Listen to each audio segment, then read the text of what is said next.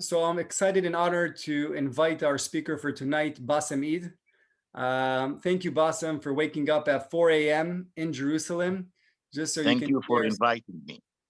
Thank you for waking up and spending the time here with us.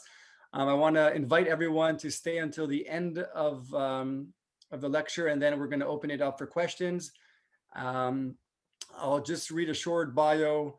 Bassem Eid was born in Jerusalem, which at the time was occupied by Jordan. He was born and raised in the he was raised in the refugee camp of UNRWA in Shuafat. He rose to prominence during the first Intifada, the Palestinian upspring, as he was a senior field researcher for B'Tselem, the Israeli Information Center for Human Rights in the occupied territories.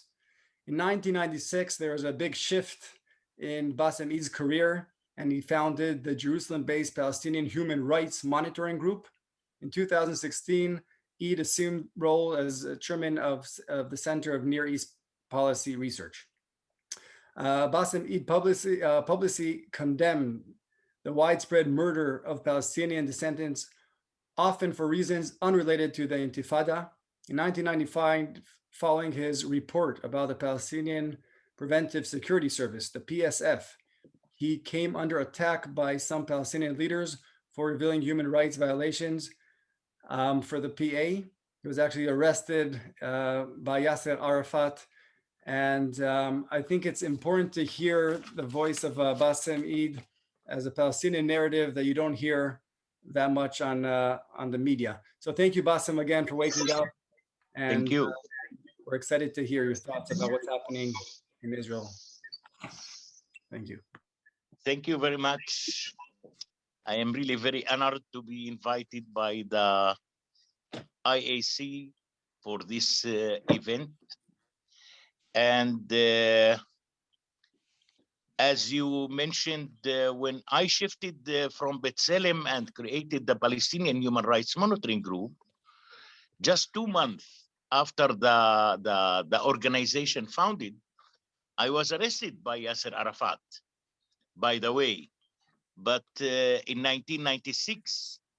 But I was so lucky that I kept in jail only for 25 hours. And the only one who succeeded to release me in that time was the former U.S. Secretary Bill Clinton, Warren Christopher, under the Bill Clinton administration.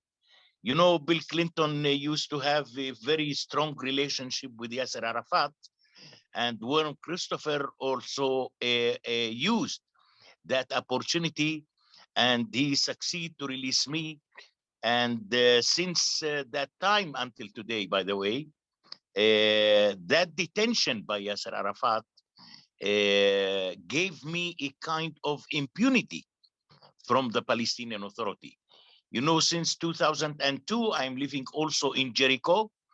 And till today, I don't remember that anybody from the security forces tried to knock my door in Jericho for the activities that I am doing right now. Unfortunately, these days are very hard days for the Palestinians and for the Israelis. And I think what makes these days more and more hard is what is going on inside Israel between the Jewish people and the Israeli Arabs. That's really very painful to see how the coexistence, which took almost 73 years to build it between the Jewish people and the Israeli Arab, how the Hamas succeed within 10 days to destroy what we almost built in the past 73 years. That's the most painful thing. And I must have to say here, as a Palestinian, that the one who should have to be blamed on what is going inside the mixed cities in Israel is the Arab leaders, and mainly the Israeli Arab members of Knesset. I didn't hear one word from any Israeli Arab member of Knesset is standing up, calling for calm and for quiet. Are they afraid? Are they scared? If you are afraid and scared, how you can represent me in the Knesset? And right. that's gave the people, you know, a more and more frustration, let's say, from their own leaders, that in such critical moment, those leaders are unable to do anything and unable to solve anything. Bassem, maybe you could share with us a little more about your own personal experience in the last few weeks as the current situation sort of progressed and escalated. We'd love to hear that. See, I am also a very frustrated person in the past few weeks. You know, I'm trying to keep myself around 2 p.m. indoors.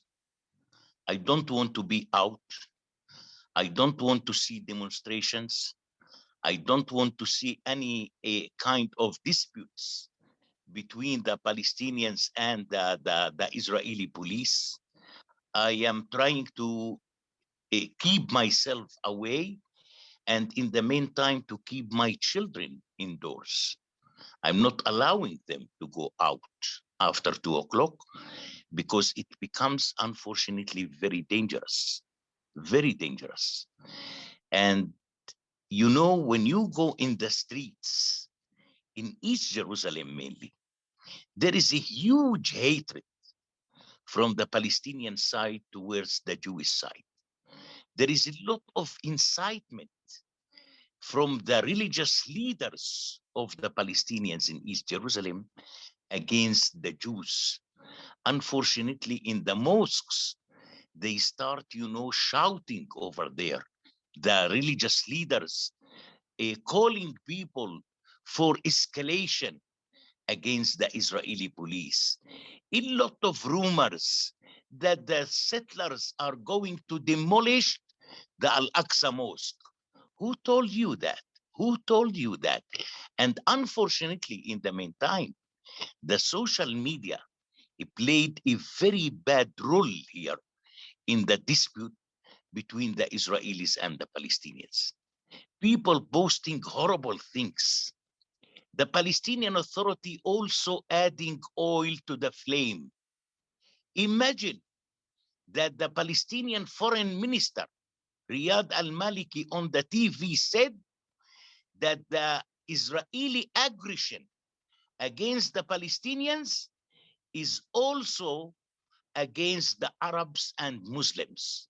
Looks like that Israel already imposed a third world war. And that's, you know, making the people a little bit more angry when they are hearing such kind of statements, which is coming from their leaders. So it was really horrible, but I must have to say that things are a little bit calm, a little bit quiet right now. I think that the police is doing a very good job. Those who has been involved in any kind of violence, I think that the police is looking after them. They will arrest them, they will punish them, and I believe that things will be under order very soon. Thank you, Bassem. You know, it's a very unique opportunity for us to speak with a Palestinian in Jerusalem. Thank you. And sometimes I think a lot of us feel that we're not getting the full picture from the mainstream media. Is there any example you want to share of maybe something that is authentic that you can share with us that we haven't heard about, you know, from your own perspective? Yeah, what I want to say here that unfortunately, the media almost lost the ethics of journalism. You know, each media right now, and mainly, let's say, in the United States and in Europe, has its own political agenda. When we look to the media, either it becomes a pro-Israel or it becomes a pro-Palestinian.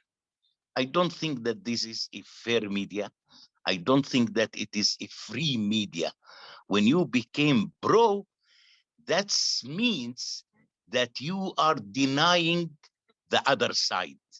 And I am completely against that.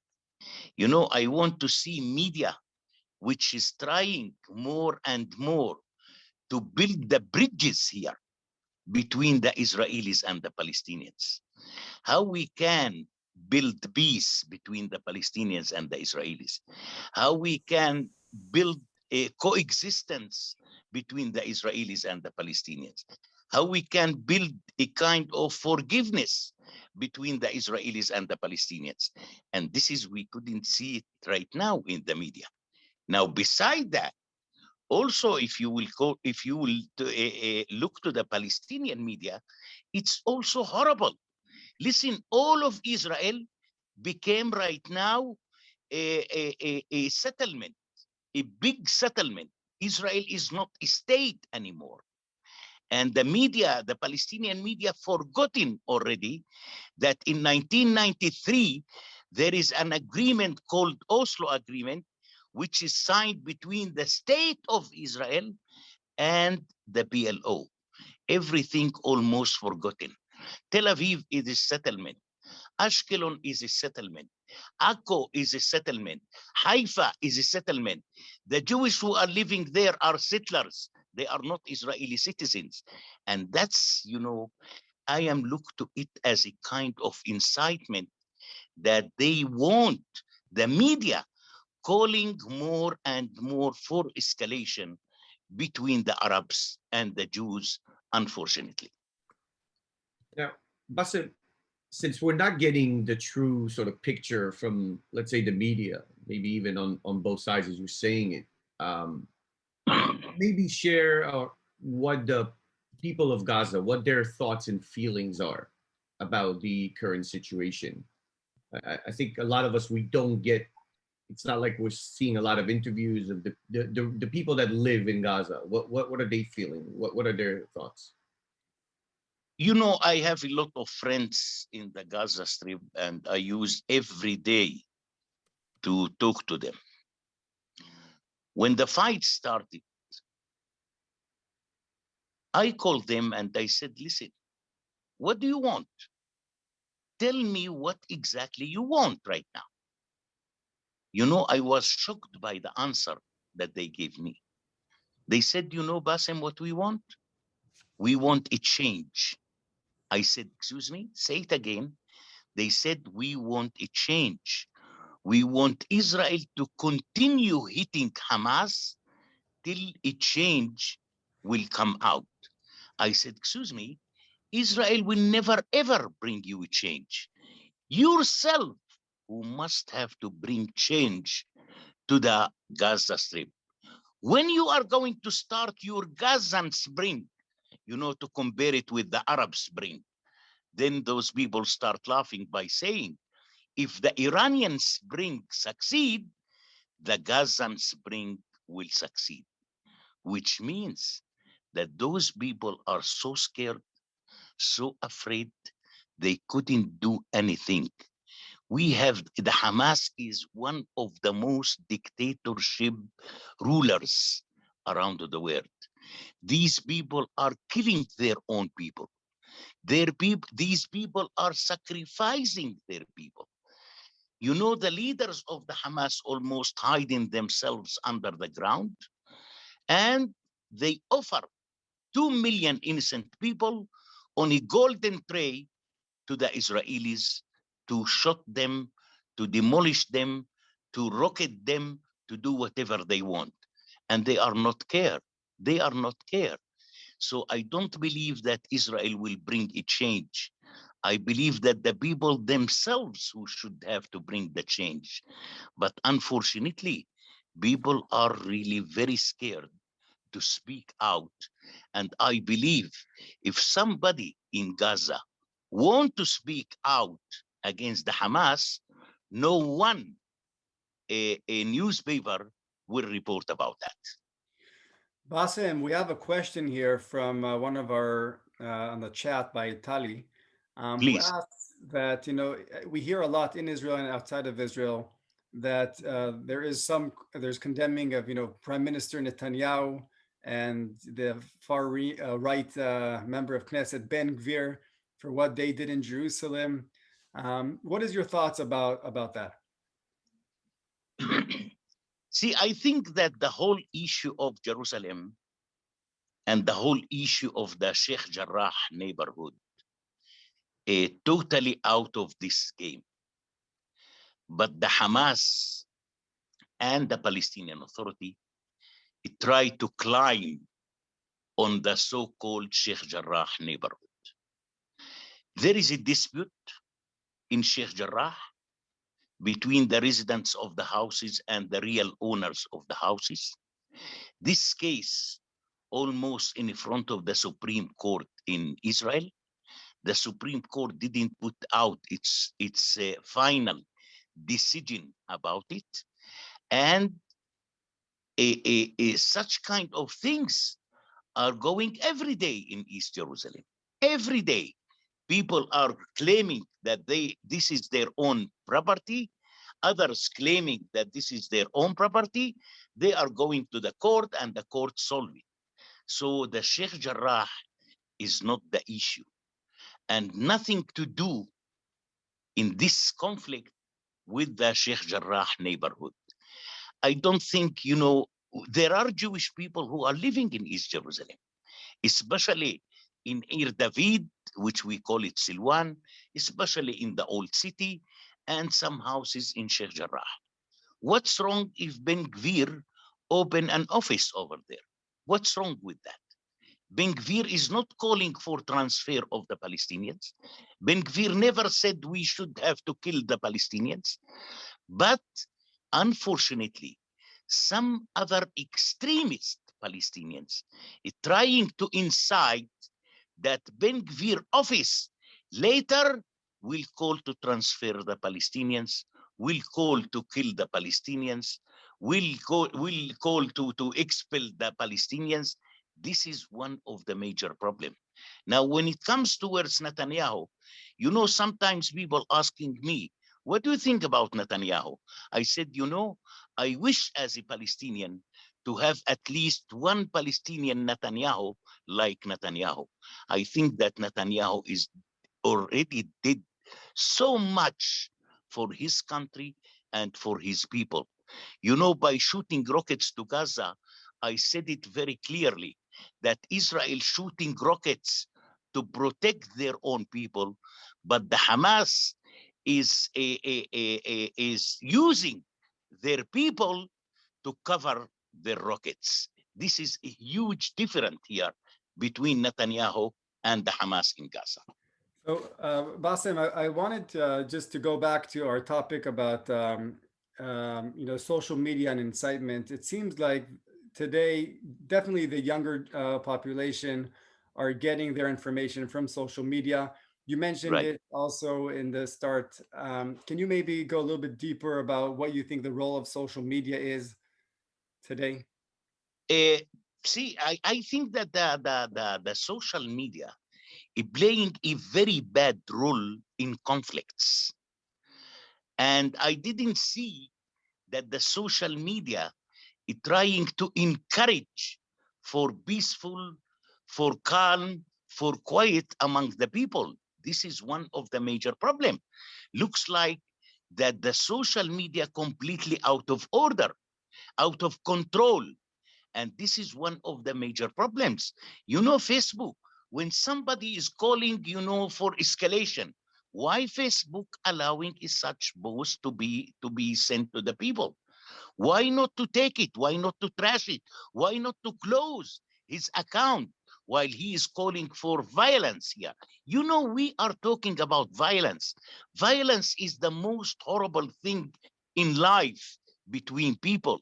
And I am wondering why the social media is so patient towards such kind of horrible posts if it is boasted, by the way, by Palestinians or boasted by Jewish.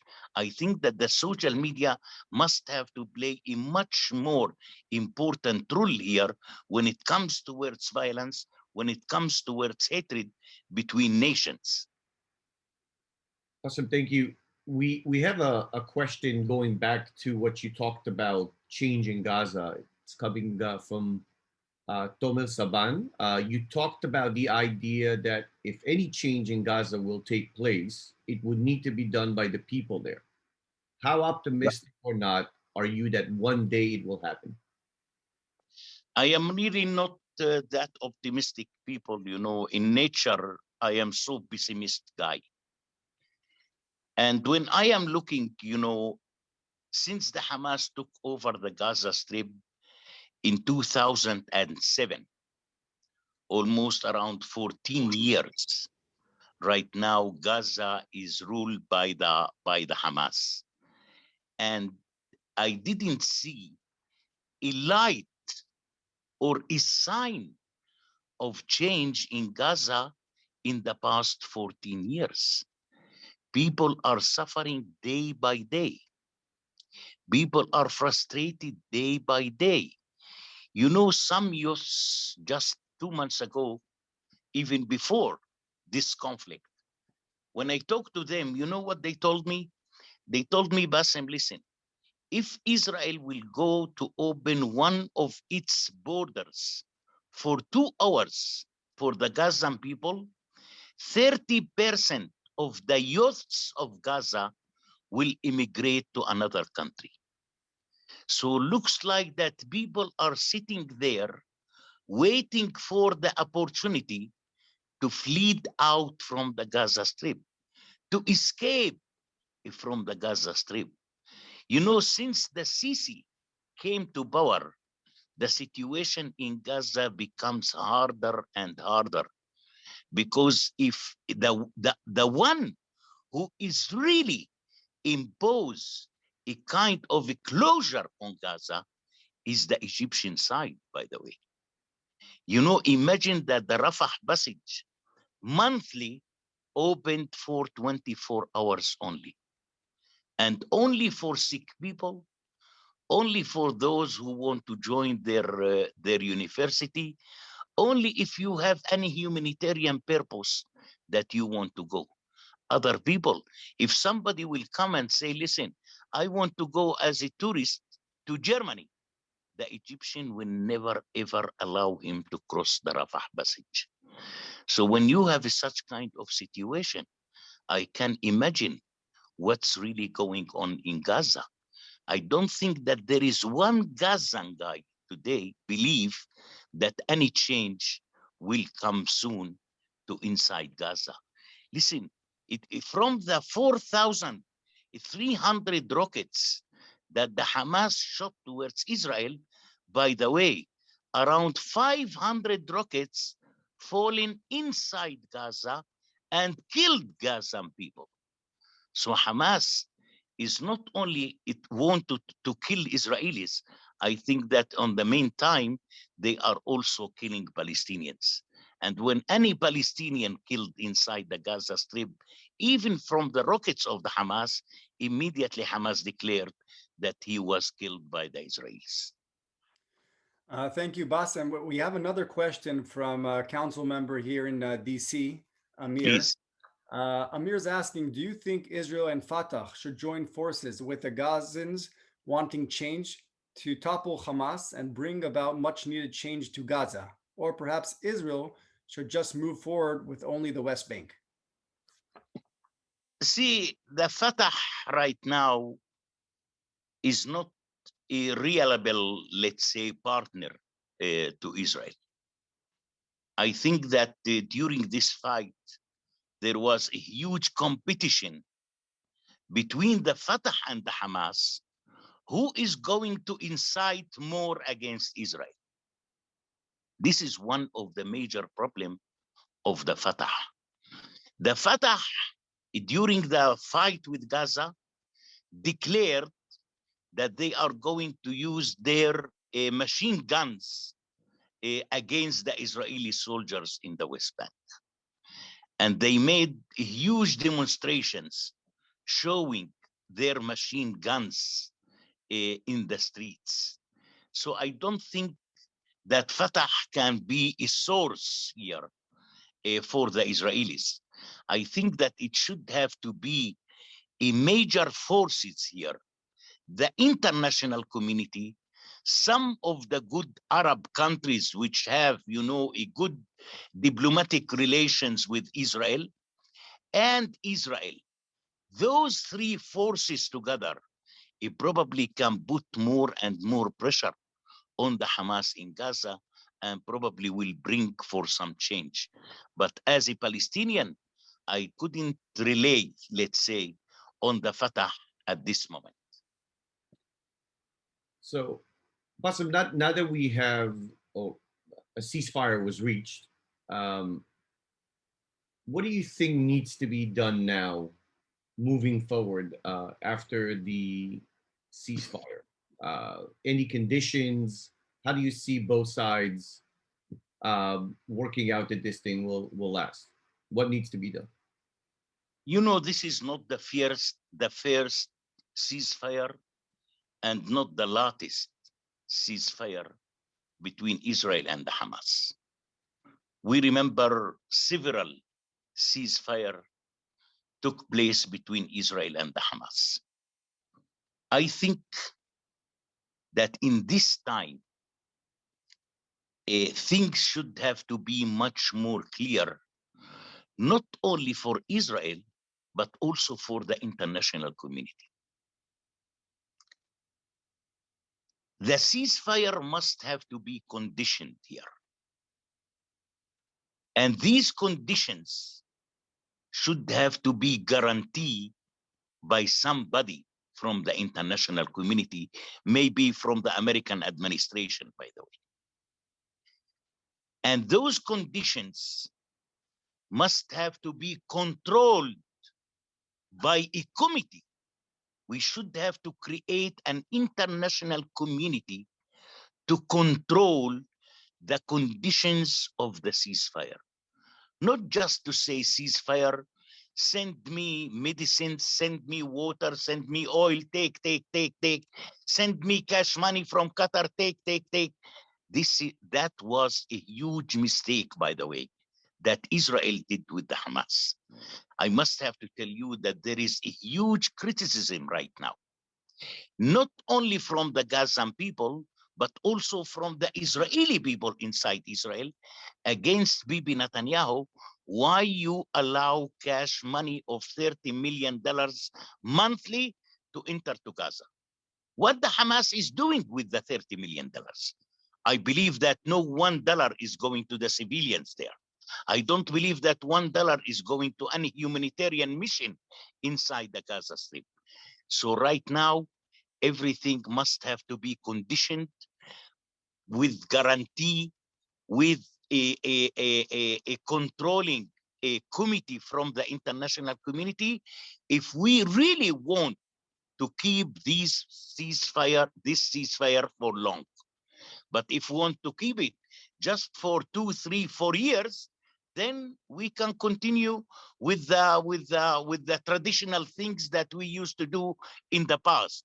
I think that Israel right now much more aware about this ceasefire and how this ceasefire should have to be kept probably for 10 or 20 years.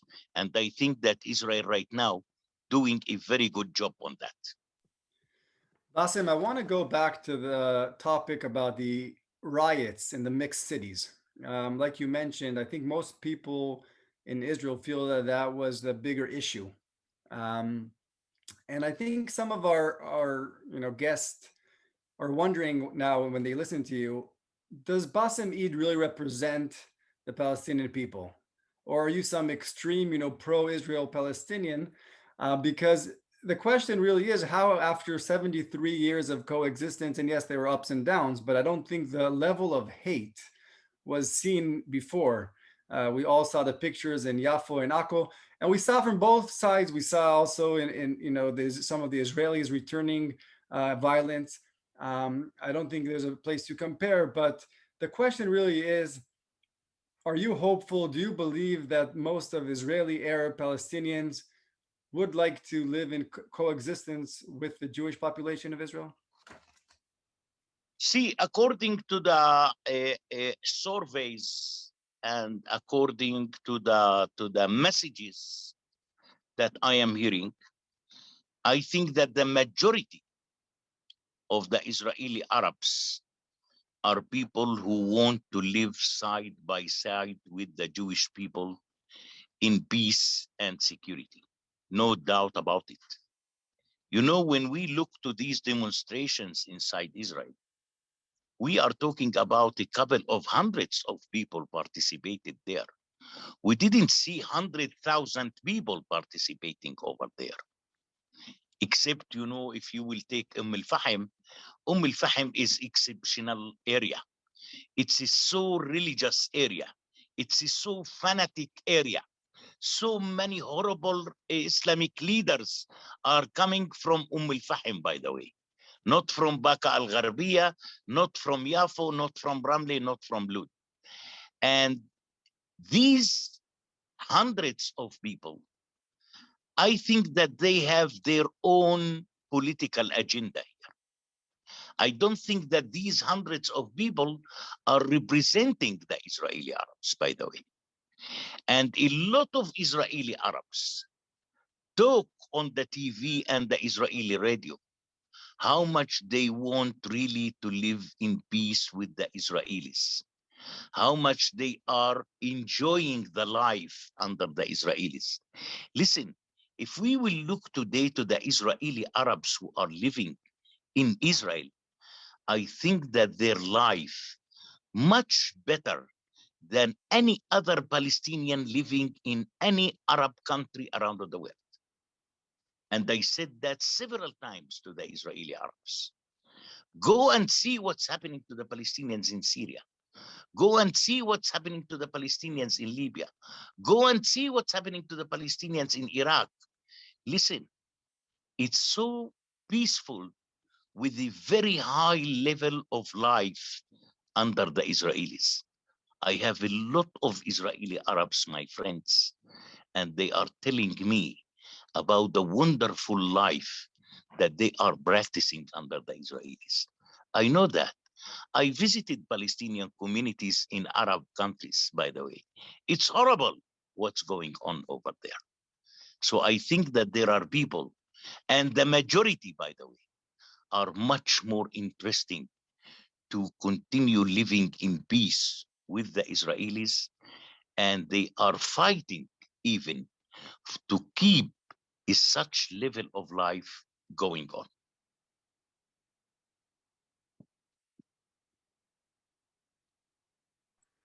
We have another question that we got sent to us. Do you think that Hamas was going to win the election in Gaza? Was that something that was expected? And also, what do you think about the Palestinian Authority today? See, when the President Abbas declared on the elections, probably a few months ago, I was asked, you know, by many journalists if these elections will take place, and they said no elections will take place because Abbas, in the meantime, start looking for an excuse how to cancel those elections. And he found already the excuse. What was the excuse? That Israel denying from Palestinians in East Jerusalem to participate in the elections, in the Palestinian elections. That's the excuse that Abbas found to cancel the elections. Let us go to the elections which took place in 2006. How many Palestinians in East Jerusalem went to elect for the Palestinian Authority? 2,000. 2,000 out of 120,000 Palestinians.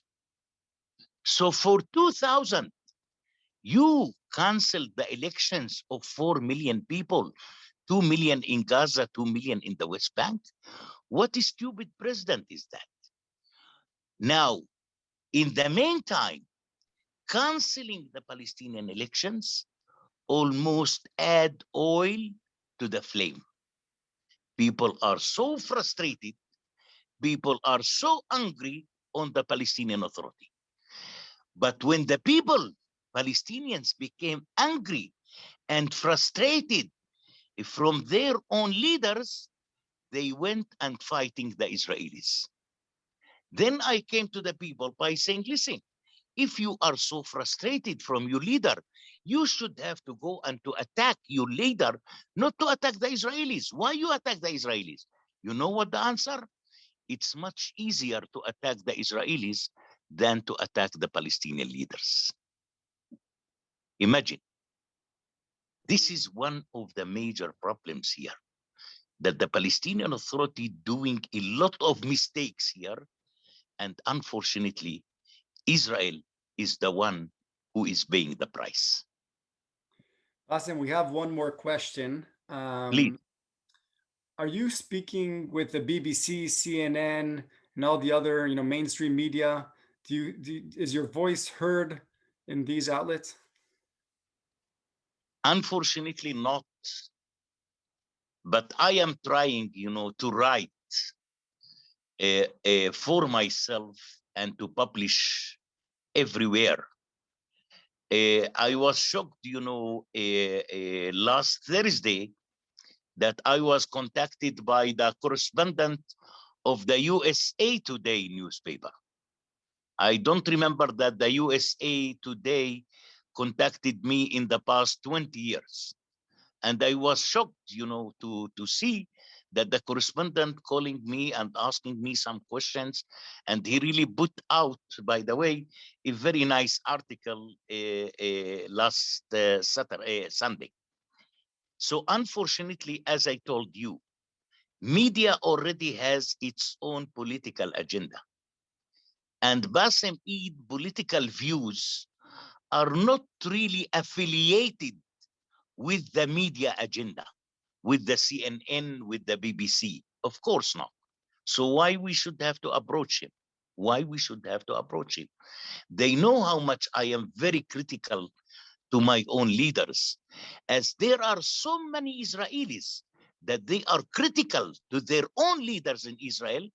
They don't want to see Palestinians critical to their own leaders. The CNN would love to interview an Israeli who is very critical to Bibi Netanyahu, but they are not interested to interview a Palestinian who is critical to the Hamas or to the Palestinian Authority. So probably this is the reason that never ever the CNN or the BBC try to approach me. We have another question from Asher. What Yeah. do you see will happen after President Abbas is off the stage in the Palestinian Authority? It's not going to be an easy period. As you might know, the Fatah these days almost divided to over than 50 different parties. Old, young, extremists, fundamentalists, all kind of Fatah you have today in the Fatah party.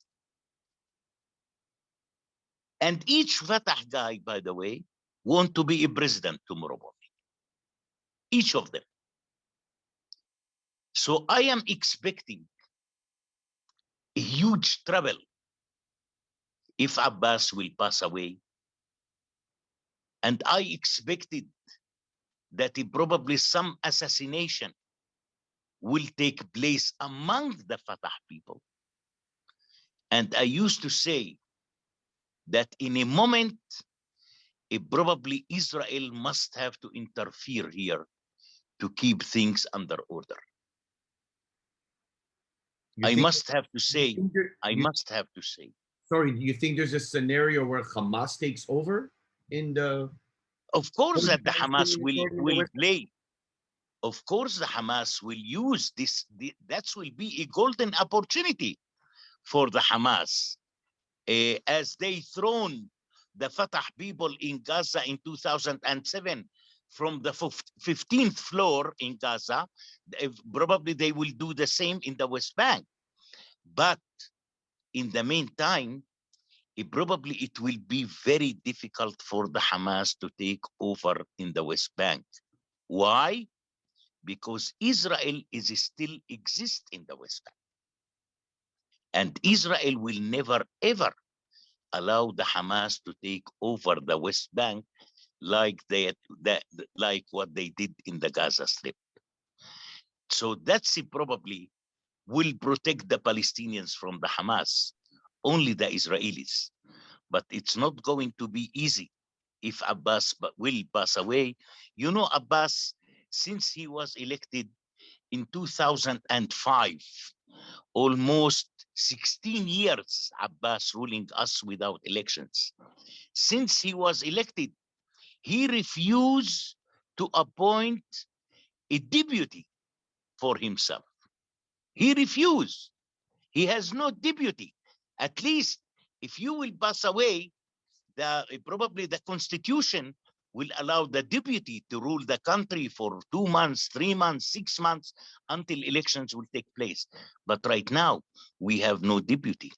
So I am not expecting, I am not, let's say, optimistic towards the period when Abbas will pass away. We're really have only a few more minutes left, and I would like to ask a question by Tomer Saban from Yes. Colorado. Tomer asked, do you think there is a new generation in the Palestinian streets that does not fear to resist and even feel a sign of weakness in the Israeli society or the Israeli side?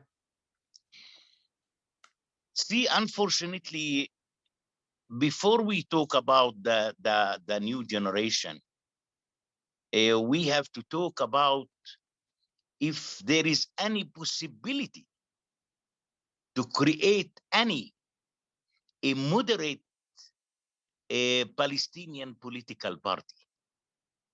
Unfortunately, as you know, we almost stuck between the Fatah and the Hamas. We don't have any other parties here. And this is one of the major problems that the Palestinian Authority these days, neither the Hamas, by the way, allowing any new political party to grow up. This is one of the major problems here. If we can have at least a moderate Palestinian political party, probably I can build on that maybe the new generation or the coming generation will be more open-minded and will be a more open towards life, and maybe is such moderate a political party will take a very important role in teaching the new generation about peace, about freedom, about human rights, about democracy.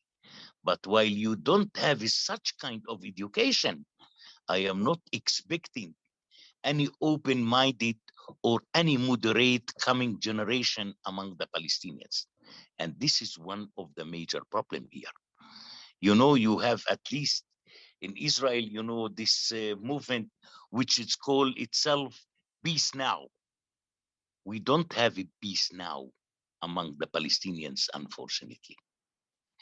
And education, I used to say, education is one of the most important issues. You know, when the Palestinian curriculum these days in the schools, teaching hatred, teaching violence, denying the existence of the state of Israel, I can believe that is such kind of curriculum just want this conflict to continue. We are not trying to put out programs how to solve this conflict, but we are able to put programs how to continue this conflict. So Bassem, I want to end on a more positive note. I know you said you're pessimistic, but we're trying to be optimistic here. Yeah. Nabila Pokroy is asking what you think about the possibility of an Arab party joining the Israeli government. There was talk about that before this last round of violence, and maybe that's a way to look at the optimistic way of maybe having Israelis join the Israeli society. See, I don't know.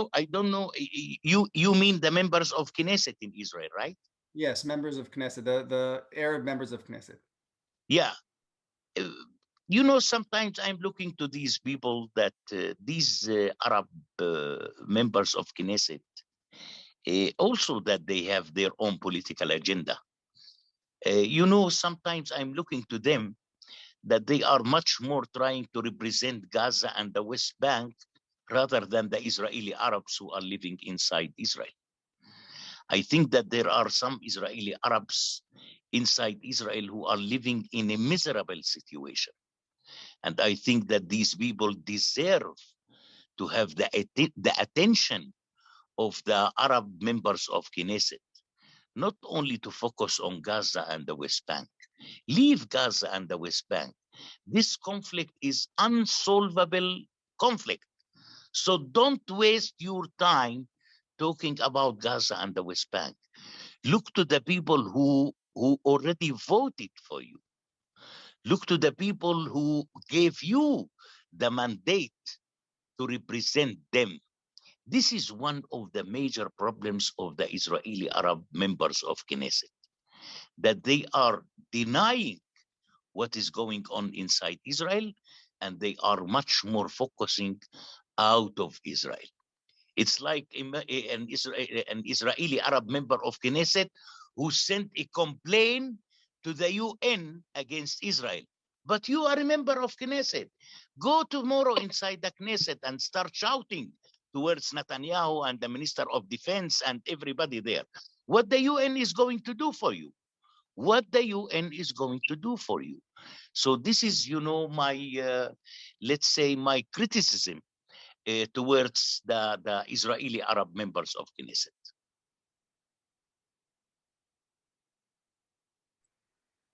So we have one last question from Itai. Yes, please.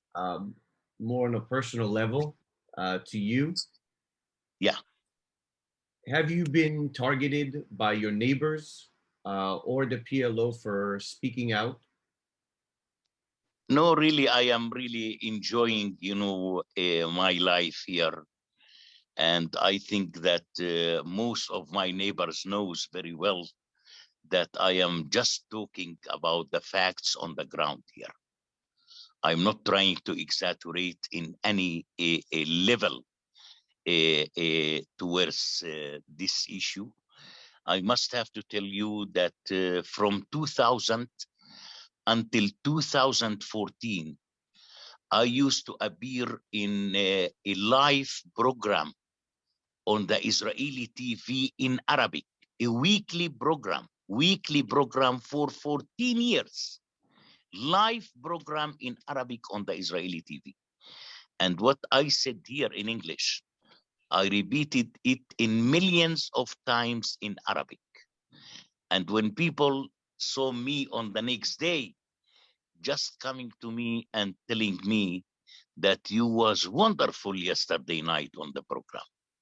So people knows exactly what is going on, but people in the meantime don't have the impunity to speak out. I have the impunity to speak out because I sacrifice my life for such kind of impunity. I spent over than 30 years of my life defending the rights of the Palestinians. And that's gave me the impunity. And this is why I became outspoken without making, any kind of accountability for any leader around the world. Well, we certainly want you to be safe.